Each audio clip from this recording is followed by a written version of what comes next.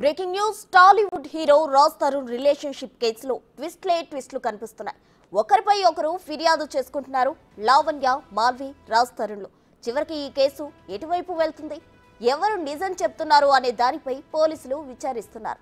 ఇదే వారంలో రాజ్ తరుణ్ కొత్త సినిమా రిలీజ్ కు సిద్ధంగా ఉంది. ఈ సినిమాకు ఆటంకాలు కలిగించాలని ఇలాంటి ట్రిక్కులు చేస్తున్నారనే ఆరోపణలు వినిపిస్తున్నాయి.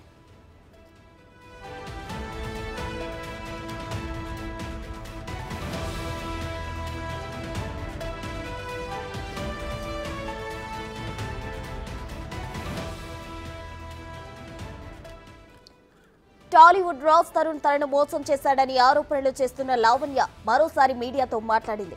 తాను రాజ్ తరుణ్ 11 ఏళ్లుగా లివ్ ఇన్ రిలేషన్షిప్ లో ఉన్నట్లు తెలిపింది. తాను రాజ్ తరుణ్ గడిలో వివాహం చేసుకున్నట్లు తెలిపింది. ఇప్పుడు వచ్చిన హీరోయిన్ మాల్వి మల్హోత్రా కోసం తనను రాజ్ తరుణ్ దగ్గరకు రానివ్వడం లేదని చెప్పింది.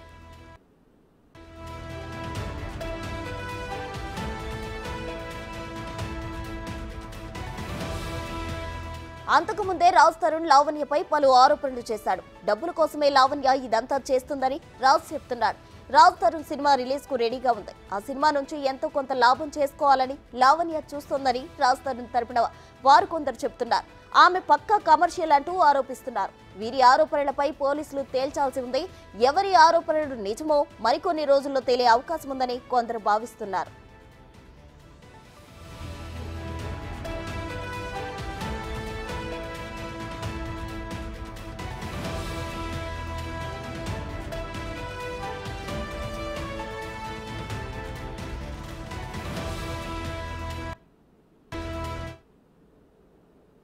ఇక రాజ్ తరుణ్ అలాగే లావణ్య, మాల్వి మల్హోత్రా ఒకరిపై ఒకరు ఆరోపణలు చేసుకుంటున్నారు. దీనికి సంబంధించిన వివరాలు అందించడానికి రానా సిద్ధంగా ఉన్నారు. రానా, చెప్పండి. అయితే ఈ ముగ్గురు కూడా ఒకరిపై ఒకరు ఆరోపణలు చేసుకుంటున్నారు. ఎవరిది నిజం, ఎవరిది అబద్ధం అనే తేలాల్సి ఉంది. దీనికి సంబంధించిన డీటెయిల్స్ ఏంటి, అసలు ఎవరు ఏమంటున్నారు?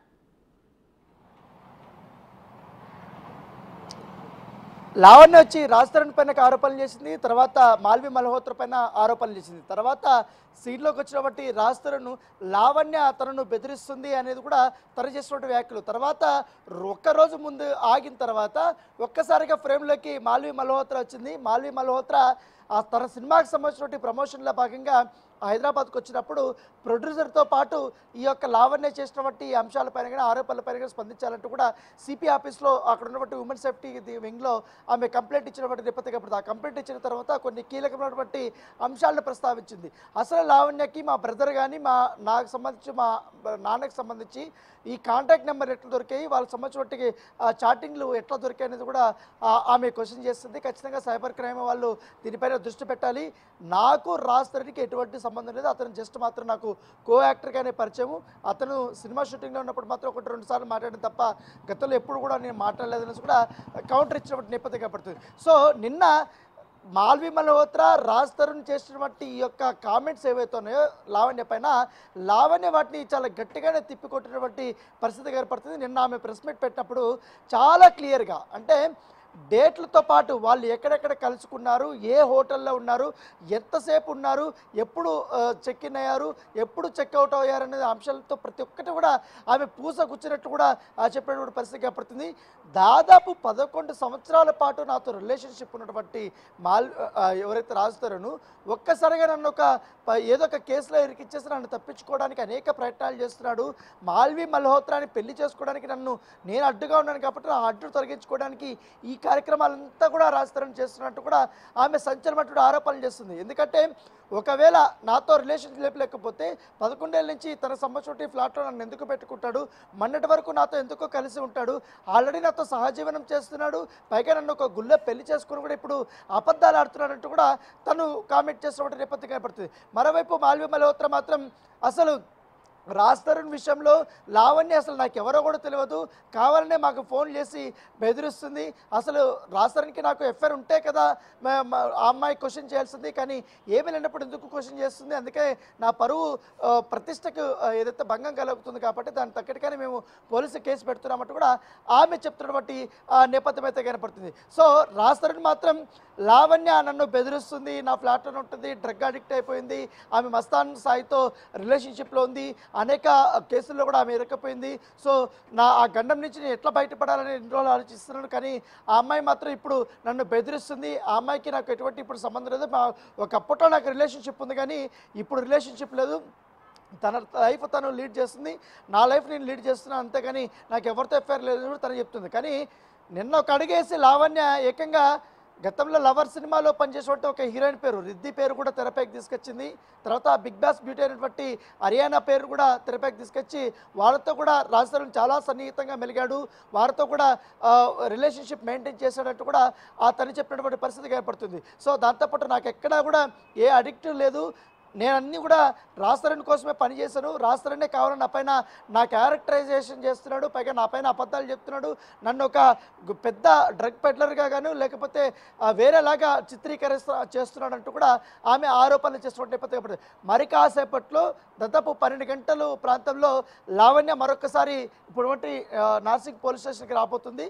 వచ్చిన తర్వాత తన లాయర్తో పాటు మరొకసారి మాల్వి మల్హోత్రా పైన, రాజ్ తరుణ్ పైన, అలాగే ఈ కాన్ఫరెన్స్లో ఇన్వాల్వ్ అయినటువంటి వారందరిపైన కూడా ఆమె ఇక్కడ ఫిర్యాదు చేయబోతుంది. దాంతోపాటు పోలీసులు గతంలో కూడా ఆమె ఫిర్యాదు ఇచ్చినటువంటి నేపథ్యంలో దానికి సంబంధించిన ఎవిడెన్స్లు కూడా పోలీసులు అడిగారు. అడిగిన తర్వాత నోటీసులు కూడా ఆమెకు జారీ చేశారు. సో దాని మీద ఆమె ఎటువంటి స్పందన ఇవ్వలేదు. కాబట్టి ఇప్పుడు ఏకంగా ఎవిడెన్స్లతో పాటు విత్ అన్నీ కూడా మళ్ళీ నేను మొత్తం రాస్తానని చెప్తున్నటువంటి పరిస్థితి కనపడుతుంది. మళ్ళీ కంప్లైంట్ రాస్తాను, కంపల్సరీ దానికి సంబంధించిన ఎవిడెన్స్లు కూడా నేను సబ్మిట్ చేస్తానని కూడా ఆమె వర్షం చెప్తుంది. సో ఈ ట్రయాంగిల్లో ఎవరు గెలుస్తారు, ఎవరిది నిజం, ఎవరిది అబద్ధం అనేది కూడా తెలుసుకోవడానికి పెద్ద అందరూ కూడా అభిమానులు తల పట్టుకుంటున్న పరిస్థితి కనపడుతుంది. అయితే ఒక్కటి మాత్రం నిజం, రాజ్ తరుణ్ అండ్ లావణ్య ఇద్దరు కలిసి ఇప్పటి వరకు కూడా ఒకటే ఫ్లాట్లో ఉన్నారనేది కూడా అందరూ ఒప్పుకుంటున్న పరిస్థితి. అయితే మాల్వి మల్హోత్రా ఎంటర్ అయిన తర్వాతే వీరిద్దరికి రానా, అయితే లావణ్య ఏమో తన సంపాదించింది అంతా తన కోసం అంటే రాజ్ తరుణ్ కోసం పెట్టాను అని చెప్తుంది. ఇంకోవైపు రాజ్ తరుణ్ బంధువులేమో తను చాలా కమర్షియల్ లావణ్య తనకు రాబోయే సినిమాలో మనీ కోసమే ఈ విధంగా ఆరోపణలు చేస్తుంది అని అంటున్నారు. ఈ రెండు విషయాల్లో ఏది నిజమంటారు, ఏ విధంగా చూడాలంటారు? నేనంత కమర్షియల్ అయితే 11 సంవత్సరాల నుంచి కూడా నేను ఎన్నో ఆస్తులు తీసుకునేదాన్ని, చాలా వరకు లక్షలు నేను సంపాదించేటవాన్ని. రాజ్ తరుణ్ ఇప్పుడున్నటువంటి విల్లా ఏదవుతుందో ఆ విల్లాలో 11 కుక్కలు ఉన్నాయి. 11 కుక్కలకి వాటికి ఫీడింగ్ నెలకి 2 లక్షల వరకు అవుతాయి. కానీ ఆయన మాత్రం ఇచ్చేది కేవలం 10,000, 15,000 రూపాయలు మాత్రమే.